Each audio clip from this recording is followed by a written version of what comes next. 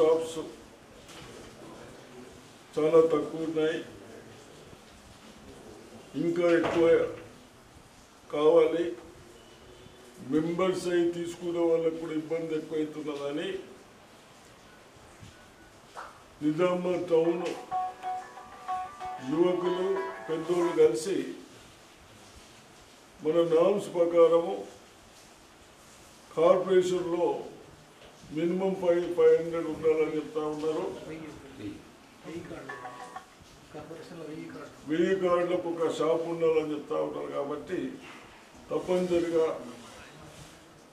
మీరు ఒక అప్లికేషన్ ఇవ్వండి కలెక్టర్ గారికి, జేసీకి, దాన్ని పరిశీలిస్తాం.